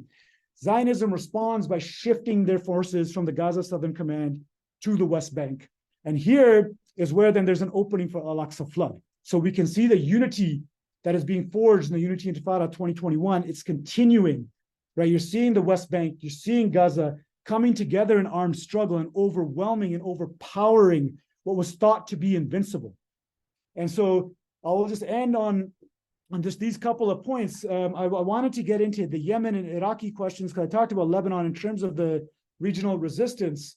But maybe we can get into that in our discussion. But just very briefly, the war on Yemen was a war that was targeted towards, again, undermining a regional resistance that can challenge Zionist and imperialist domination of force, right? So Ansar Allah, from its foundations, has been targeted against imperialism and Zionism, not just against, it's not only a national question in Yemen against Saudi Arabia, and we can see how Ansar Allah withstood that onslaught, and like all guerrilla warfare, in that dialectic, it's the guerrilla fighter who emerges stronger. It's the guerrilla organization that absorbs the professional army that's oppressing it and emerges stronger, and we're seeing the capacity of Ansar Allah, similar with the Iraqi resistance that has been waiting for decades for this opportunity against those who destroyed their country.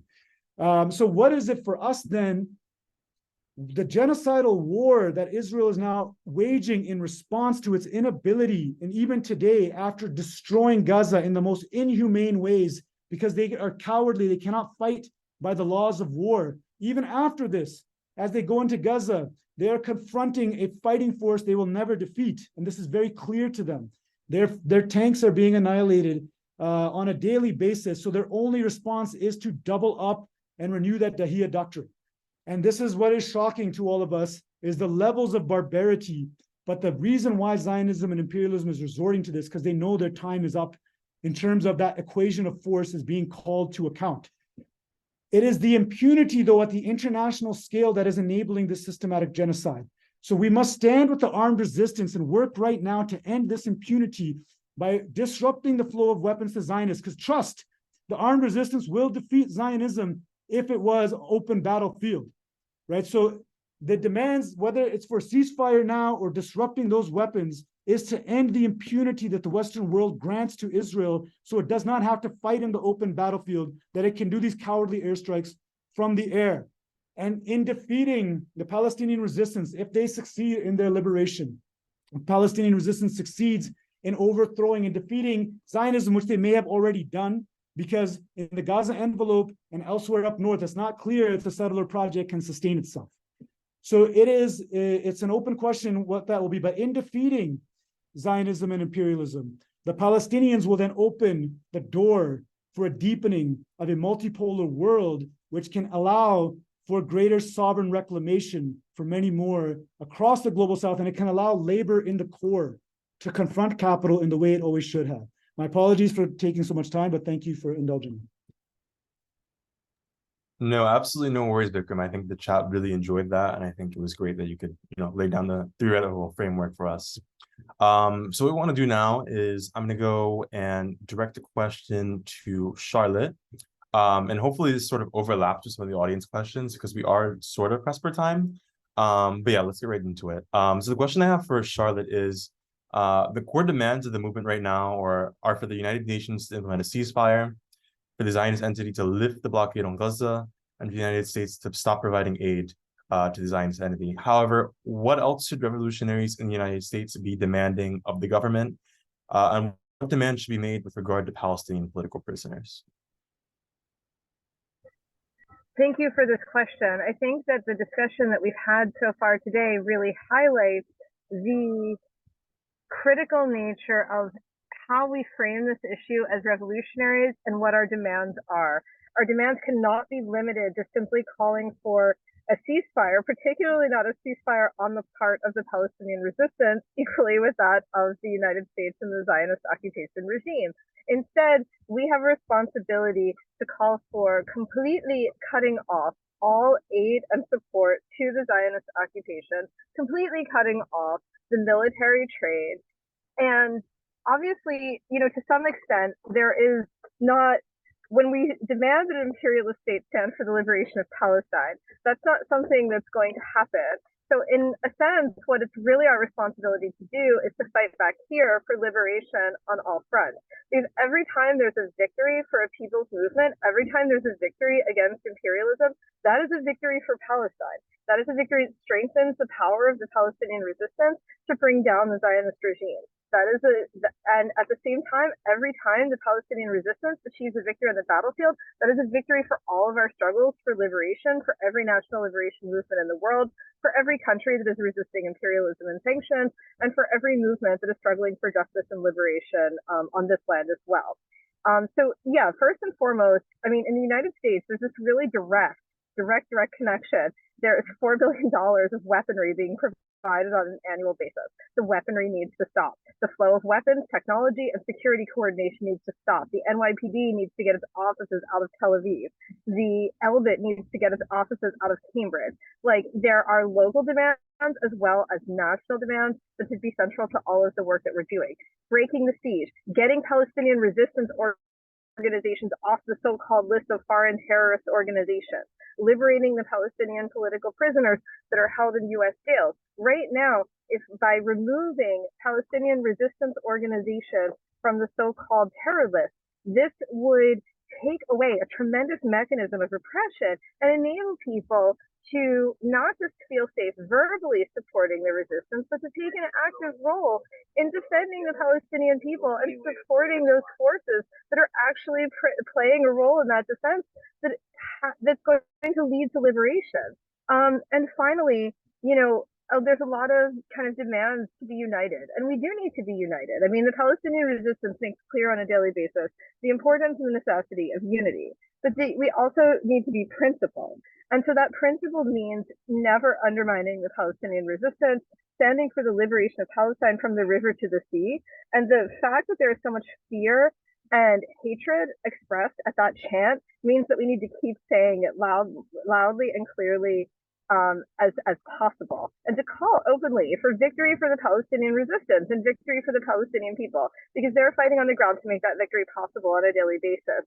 And it's certainly our responsibility to uphold that and to support them, to do everything we can to make that a reality here, which includes, first and foremost, the liberation of Palestinian prisoners, of all Palestinian prisoners, including an immediate prisoner exchange. The U.S. can and should and must facilitate an immediate prisoner exchange for all Palestinian prisoners right away. And that is achieving the goals of the Palestinian people and achieving the goals of the resistance.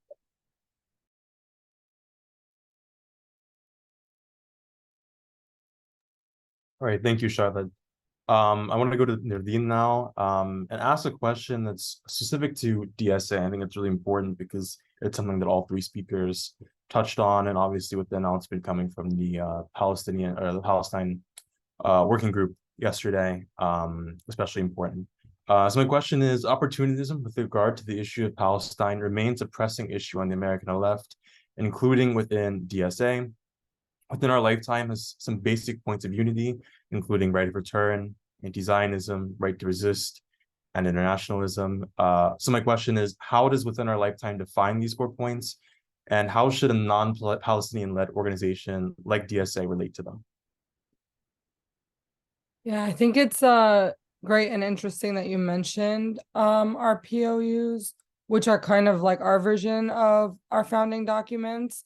Because one thing that I've been critical of with like organizations like DSA, but DSA in particular in the past is like the founding documents, for example, of DSA, which commit to unconditionally supporting American military aid to Israel, and just seeing like the huge contention between that versus orgs like Wool, which our points of unity are centered around what is necessary to achieve Palestinian liberation. And I think, they're very basic in terms of like right of return, upholding the right of all Palestinians to return to their homeland and all of historic Palestine from the Jordan River to the Mediterranean Sea, even though even that statement has been controversial these days. So this requires that we stand against the entirety of the Zionist settler project, and for the national liberation of all of Palestine, so that those in exile can return to live in freedom and dignity. And this is particularly important because majority of Palestinians don't actually live in Palestine. And even places like Gaza are comprised mostly of Palestinian refugees that come from other parts of Palestine. So really, they've been pushed into a place where they can be bombed, they can be starved, they can be placed in under siege and blockade, essentially a concentration camp, an open air prison, so many ways to describe it. And that is because they are denied the right of return. That is like the essential issue. Anti-Zionism is also something that I believe is important for everyone who claims to support Palestine, that they should commit to, because we understand Zionism to be a settler, colonial, white supremacist ideology that's built on the genocide and dispossession of the Palestinian people. So this means rejecting all collaboration and dialogues with Zionist organizations, even liberal Zionist ones. Like we don't work with J Street, with If Not Now, who have not committed themselves as anti-Zionists, on this issue. And we have a strict policy of anti-normalization because we understand that the liberation of Palestine requires the abolition of Zionism. Zionism seeks to establish an Israeli state over Palestinian land. How can Palestine, be free as long as Zionism as an ideology is maintained and continues to exist? We also support the right to resist. And we defend the right of Palestinians as colonized people to resist the Zionist occupation by any means necessary. And just as we believe that the liberation of Palestine will be achieved through the initiative and strategy of all forms of Palestinian resistance, we uphold the right of all oppressed nations, all oppressed nationality people in the United States and around the world to engage in all forms of struggle in pursuit of freedom. And lastly, internationalism. We understand that we have a responsibility as people living within the U.S. to resist the violence of the U.S. empire at home and abroad, and that people have the right to self-determination. We stand in solidarity with all national liberation struggles across the globe, resisting imperialism. As Charlotte said before me, any win against imperialism is a win for oppressed people everywhere. And of course, we've heard revolutionaries talk about how, imperialism has laid its body all over the world. Wherever it strikes, it's damage, and it serves the world revolution. And our responsibility as people living in the belly of the beast is materially contributing to the liberation of oppressed peoples held in the prison house of nations, the United States, and particularly around the world, in places where our government is directly funding colonization and settler violence, which, U.S. taxes, U.S. political, diplomatic, media support for Zionism is doing in our name every day, which makes this more of an onus for organizations in the United States like DSA to take a firm stance in support of Palestinian freedom and to remove the boot of U.S. empire off the neck of the Palestinian people.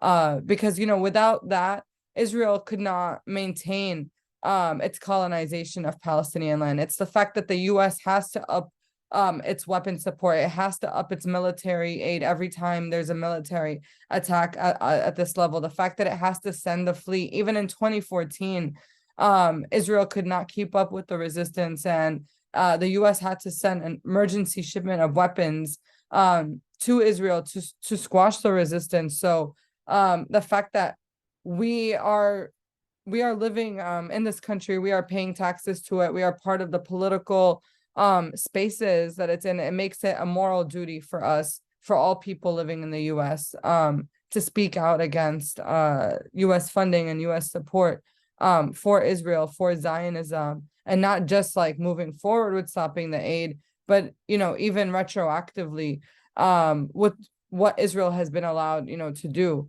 And understanding that European colonizers, they created all of these borders in the Middle East, just as they've done in places around the world. Palestine was divided in 1948 by the United Nations to give over half of the land, half of our land, to colonizers. Yes, there were Jewish people in Palestine prior to the creation of the state of Israel, but many that came towards the division of Palestine were coming to colonize Palestine land. It was explicitly a colonial project. Zionism explicitly defined itself as a colonial project. And they also considered other places like Uganda, like Argentina, as places that they can possibly, establish Israel, further showing that this is just another colonial project. And everything they used to obfuscate that, whether it's like, painting it as a religious conflict, or making it, using Islamophobic rhetoric to paint it and paint Muslims and Arabs once again as terrorists, is just another excuse to colonize Palestinian land. Like bombing Gaza right now in the north so heavily, urging people to evacuate to the south, as we see pictures of IDF soldiers on Gaza beaches, talking about recolonizing Palestinian land. And if this is something that we understand to be morally reprehensible, to be morally wrong, the points of unity that we have are just the bare minimum that anybody needs to have if they claim to support Palestine in any way. Because what are we even asking for? Boycotting, not sending like weapons and aid to kill us? This is not even active, not even affirmative support. It's seriously like below the floor. Like, if the US even claims to be neutral, even these organizations, like even if the DSA wants to be neutral on these questions, then neutrality is at least removing the harm, at least. And you can't undo the harm. You can't undo the harm that's been done to the Palestinian people. We can't bring back the 10,000 lives that were killed. We can't bring back the homes that were destroyed, the lifelong injuries and trauma that Palestinians, have to live with. But at the very least, even pretending to be neutral would be not funding, not supporting this ongoing genocide in Palestine. And that's why I believe that, our points of unity are the bare minimum. They're not even asking you to do anything. They're just asking you not to contribute to our oppression.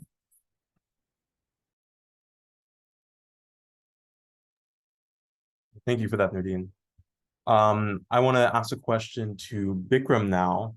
I had a question prepared for you, but there was 2 questions in the chat that I thought would be insightful for you to answer.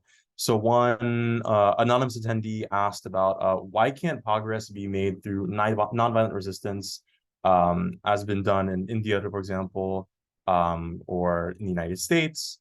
And then we had another comrade, Abel, ask about the Palestinian solidarity movement in South Africa, particularly. Now, in your initial remarks, you spoke to the issue of South Africa, and I think it's really important, as an African person, as a Black person, I'm very, interested in this question, because a lot of the time there is that comparison made between South Africa and Palestine, not so much Algeria and Palestine, which is interesting.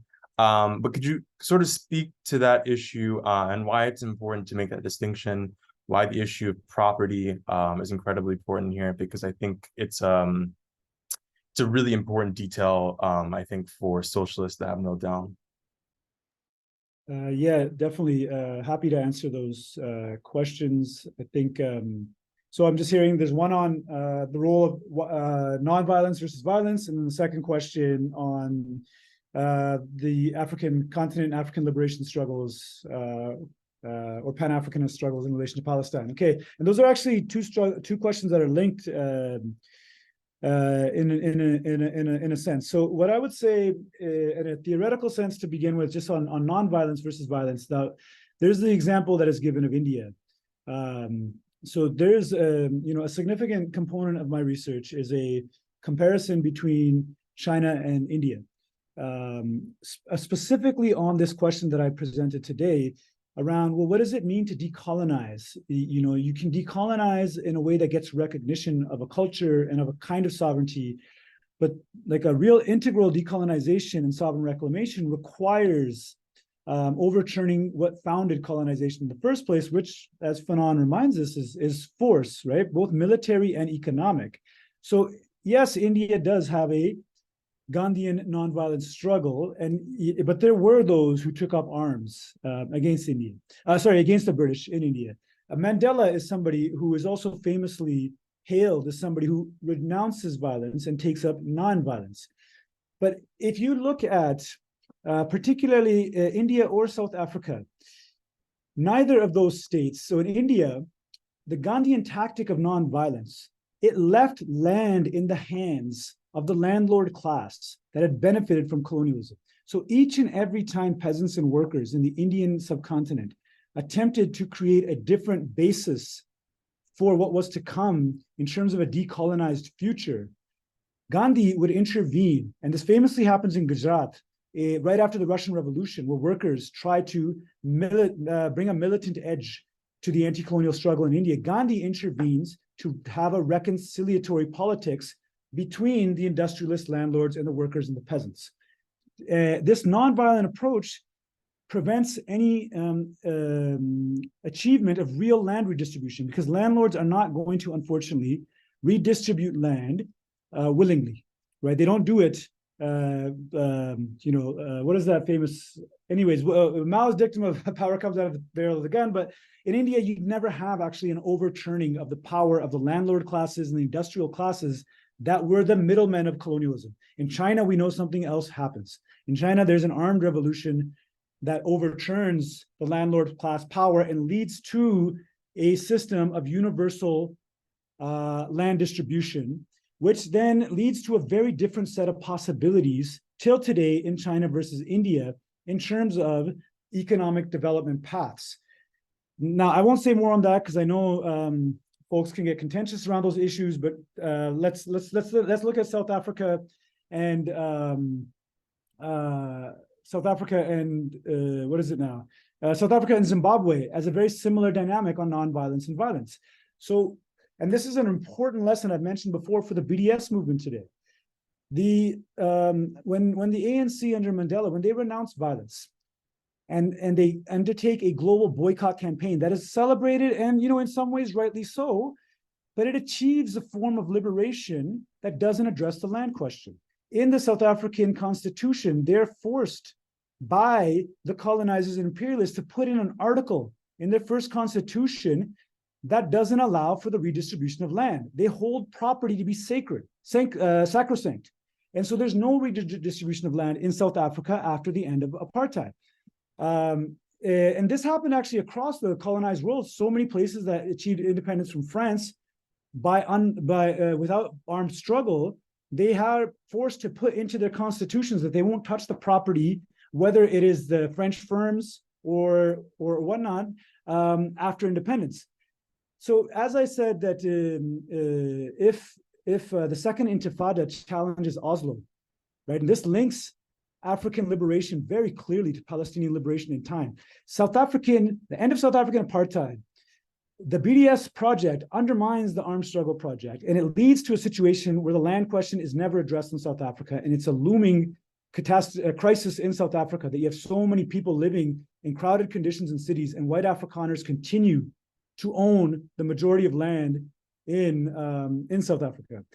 But what happens here, though, is that in Zimbabwe, at the same time the second Intifada happens, in Zimbabwe, another shot is fired that refuses that equation of force that the unipolar US imperialist moment seeks to impose, and you have a land reclamation movement that emerges in Zimbabwe of land invasions, and you have a return of this land reclamation project happening there. So what I would say is nonviolence sounds, we would all support the end point we want to get to is a world of peace with justice.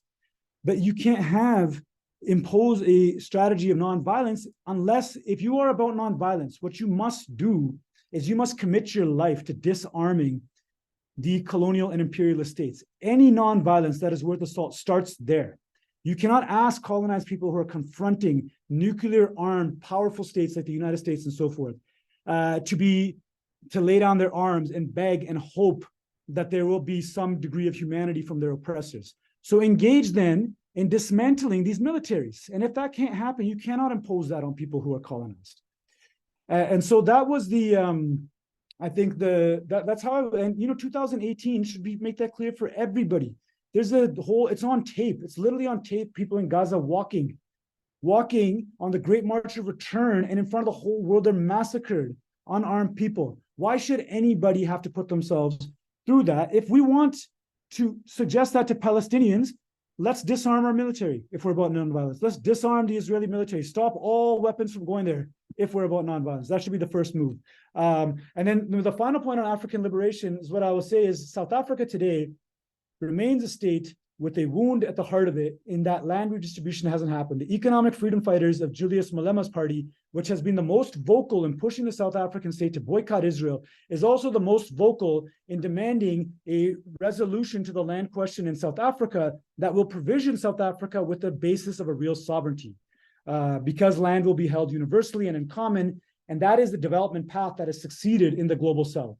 So I think those are the points, unless there's further questions how I'd respond on maybe South Africa, but definitely it's been at the forefront today. Okay, thank you for that answer. I think that's a really good thing to clear up for people. We are running short on time, but I want to get to one more question with Nerdeen, and then we can go to closing statements since we're nearing 9 o'clock.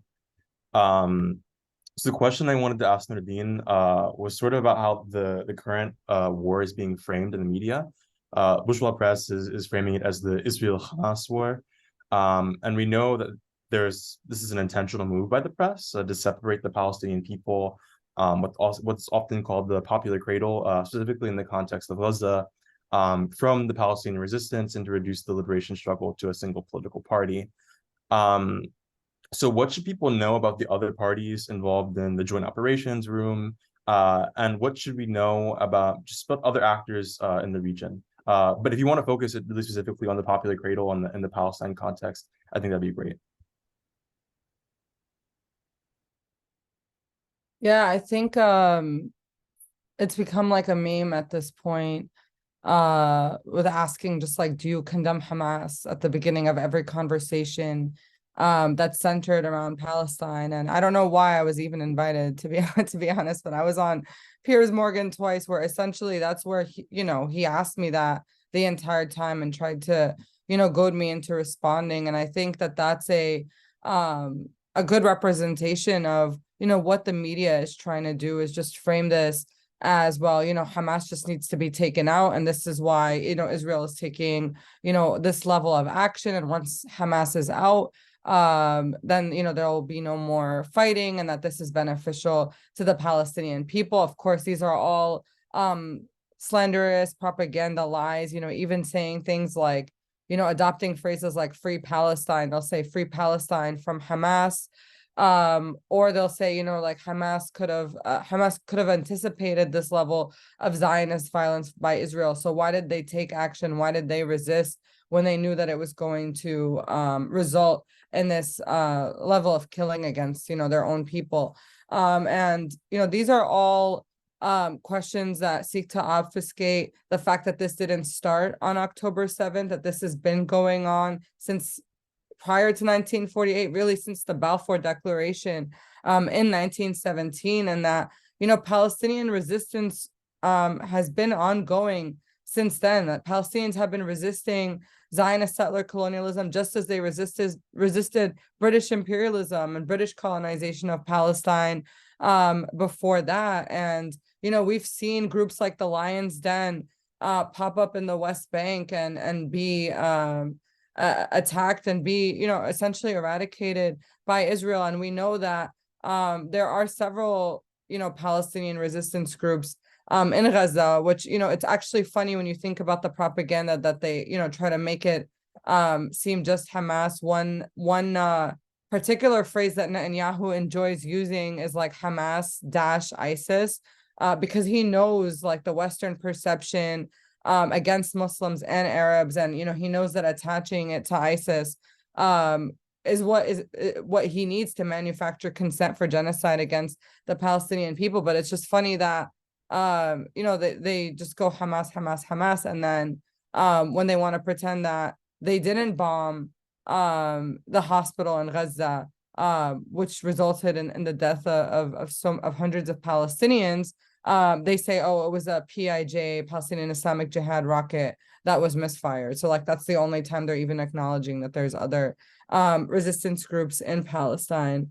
And just as I said on the show, and I'll say here now, in order to truly kill Palestinian resistance, you cannot go after a single group, right? Palestinian resistance is something that is ingrained in every Palestinian. And in order to kill off Palestinian resistance, you have to kill every single Palestinian. And that's not a justification, obviously, to say that they should do that. You know, like the way that people are framing this right now, a lot of people who are joining the Palestine movement or supporting the Palestine movement for the first time make it seem like, you know, that Israel would be justified in attacking Palestinian resistance, when in reality, you know, the occupation has no right to attack the occupied people, but the occupied people, we have a right to resist. And I'm not saying this just to reference like international law. I don't think that has served us, but just in our understanding of colonization, we have the right to resist our colonization. The colonizer has no right to use violence against us, like point blank, period. You know, it should never be justified. So the fact that there's this idea that using Hamas as a pretext to even attack Gaza in the first place is justifiable is wrong. But even then, when, you know, Israel itself has admitted that 99.5% of those killed in Gaza are not, you know, so-called Hamas itself. So, you know, whatever way you look at the argument, it really falls apart. But I think we need to make it clear as people fighting for Palestinian liberation that they wouldn't be justified in attacking Gaza regardless who they go after. And I know I'm not speaking as much about like the technicalities or the logistics of the resistance. I'm not really like maybe Bikrum can answer more to that, but there are many Palestinian groups resisting, and I think generally our analysis is that, you know, no matter who they kill, no matter who they try to squash out, Palestinian resistance will continue to exist, whether it's organized, whether it's spontaneous, and our goal will always be to decolonize Palestine, to gain the right of return, and to go back to our homes. That is what the people of Gaza want, and they've made that clear so many times. And no matter what Israel does to try to crush the Palestinian resistance, we will continue to resist from everywhere we are with everything that we have, and it can't be just chalked up to just one group. And you know, much of the people who are fighting in Hamas are war orphans, are young Palestinian men who've had their families, who've had their parents killed by Israel. And what Israel's doing now to so many Palestinians is just creating another generation of people who will fight even harder to achieve liberation, to gain the right to return home. Because again, all of these people did not die in vain. We will not stop resisting regardless. This is what we are fighting for, and the fact that they kill so many of us to try to crush that fight just makes it, you know, even more important and even stronger for us to maintain it. All right, thank you so much for that. We have about 10 minutes left. and Charlotte had to drop off. So it's just you two left. Bikram, if you want to add anything to that question and offer closing remarks, and we can go back to Nerdeen, and then I'll close this out for good. Okay. Yeah, I think on that question, the one thing that I would just add to what Nerdeen was saying,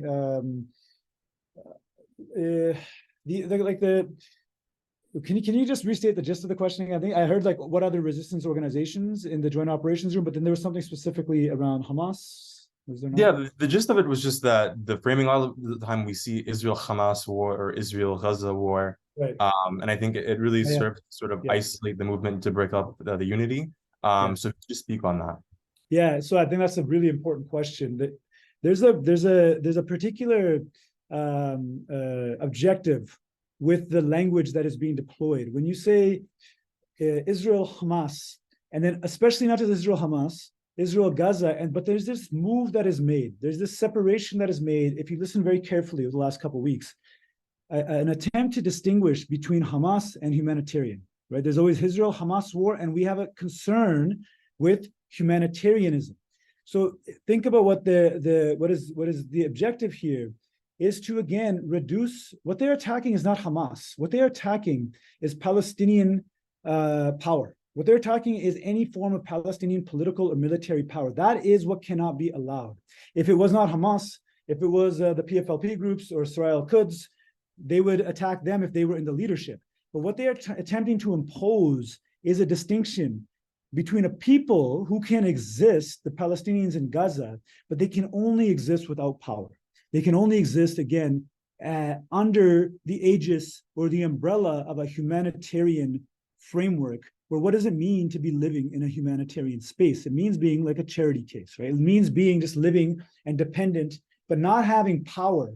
And you see Anthony Blinken today, Biden yesterday, Blinken talking about restoring the Palestinian Authority to Gaza. This is the aim. This is the conclusion, is to have a totally disempowered, disarmed, dependent Palestinian people. I think Hamas, what it represents, and not just Hamas, but the whole armed resistance movement, it represents a rejection and a refusal of an equation of force that leaves Palestinians dependent and eternally vulnerable, and having to distort and configure themselves to seek recognition and protection from their oppressors. So I think that's one key point as to why the framing is happening this way. But what I would say, in this immense tragedy, in the dark hours we are seeing a unity that cannot be repressed. Right? When we see what happens in July in Jenin with the victory of the Lion's Den Charlotte mentioned paper tigers, literally the Zionist tiger vehicles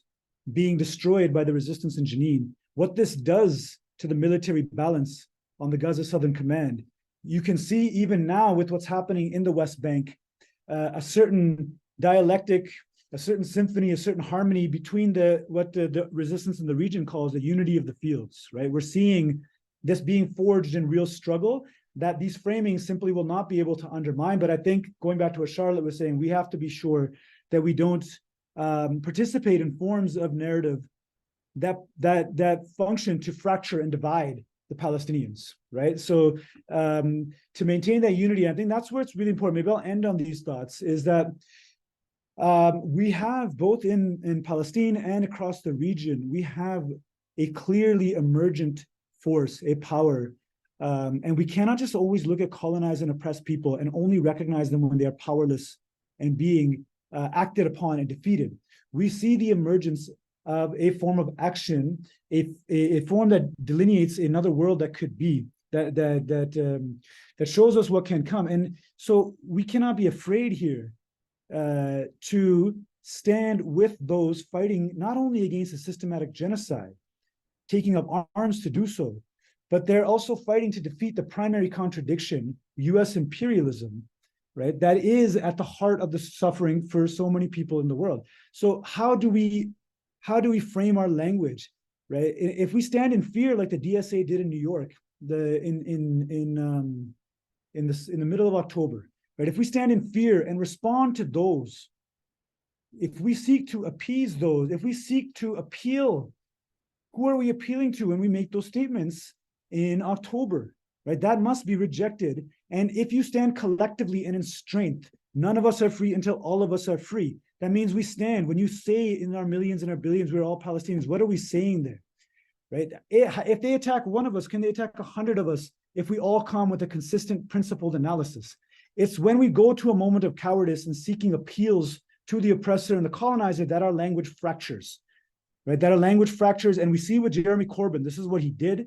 You know, he had an excellent line, but in seeking too much to appeal to Zionists and trying to, make them happy, he left open a permanent door to attack him, right? So I think having, especially an organization like DSA that can take a strong collective stand and stand with other organizations that can then protect other organizations with speaking about the struggle in the terms it needs to be spoken in, that doesn't leave the Palestinians disarmed and disempowered. So I will maybe, stop there. Thank you so much for that. Nerdeen, you get the last word. Thanks, comrades. I really just want to echo everything Bikrum said and how important it is for us to reclaim their narrative, to reject Zionism, reject anti-Palestinian racism, reject Islamophobia, all of which is being heightened in this moment, and finding strength in community, in organization, in knowing our rights, in staying vigilant. That is what this moment calls for, because really this level of support for Israel doesn't make any logical sense besides the fact that it's being shoved down our throats by our universities, by the ideological state apparatus, by the media, and by the fear that we're allowing to control how we respond to things. DSA's statement, even many like other NGOs in the movement statements, and I'm not gonna name other organizations here, and I'm not saying DSA here just to trash, but really because this feels like an attempt to grow and learn from this moment, and I appreciate that. And I want to provide serious and critical feedback in these spaces. But the statement was really all lives mattering, the situation, and it's no secret, it's no surprise that Zionism is a white supremacist, it's a racist ideology that's been hell-bent on our killing. This is not surprising to me. Every year we see Gaza be attacked, it increases. Every couple of years we see these military incursions, invasions of Gaza, more and more Palestinians die. It's the logical conclusion of what Zionism seeks to achieve. It's the logical conclusion of placing a population under brutal siege and blockade. And, it's coming to a head. It's becoming more and more clear that people have to pick a side, that you have to be on the right side of history. Ghassan Kanafani once said that you might have heard through the news, through the imperialist propaganda system, that the Palestinian people are currently exhausted, that they have given up the struggle, and that they are defeated by the reactionary Israel. Comrades, do not believe them. There is no end to our struggle. And again, I'm making that clear here today. There is no end to our struggle. There will never be an end to our struggle. Palestine will be free. Gaza will rise. We will defeat the occupation. At this point, you're lucky that I'm lucky, everyone who's not living in Palestine, who's not directly living under the bombs, we're lucky to have the opportunity to be on the right side of history. Everyone in this room, in this webinar here tonight, is lucky to have heard from all of these different speakers, to be in these spaces where you have the opportunity to make the right choice, because Palestine is going to be free with or without you. But all the principles that people claim to stand for when it comes to any struggle, when it comes to viewing humanity, becomes clear with Palestine. Palestine is the litmus test of our time, and where people stand on this impacts how you will be seen, how you will be viewed, how you will be respected, and what your view really means when it comes to any other struggle or anything else in this world. So be uncompromising, be unrelenting, and move forward with your community with full confidence that you're on the right side of history. And I'll leave it at that. And I hope to see you all continue to support the Palestine movement, not just when the bombs are falling on Gaza, but we need to be shutting it down for Jenin, for Al-Quds, for Al-Khalil, for Al-Naqab, for 48, for the West Bank, for every part of Palestine, for the refugee camps, for Palestinians living in exile, for the right of return. The struggle is not over. when the bombs stop dropping. The struggle is only over when every single inch of Palestine is free, and when all our people, all our lands are free around the world. Thank you. Thank you so much for that. We have right here on the next slide just some resources for people. I saw there was questions about book recommendations and the like. The first link we all have on here is for the DSA International Committee. If you like what you saw today and want to get involved more, you can definitely click that and join.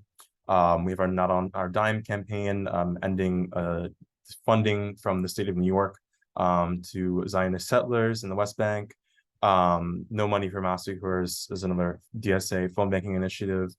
We also have the link for Within Our Lifetime on here. I would also recommend, especially if you live in the New York City area, like please follow Within Our Lifetime on Instagram and like really show up. Link to Samidoun, and the final link on here is a big, really great resource reading list from the Palestinian youth movement. In addition to books, it has articles, it's got films, it's got everything you need. So I would definitely check that out and take the time to engage with that content. So thank you. That's it from me. If you have any other feedback, you can definitely email us or any other questions. But thank you so much for taking the time to come out and listen to these amazing guests tonight. Thank you so much, and hope to see you on the streets soon.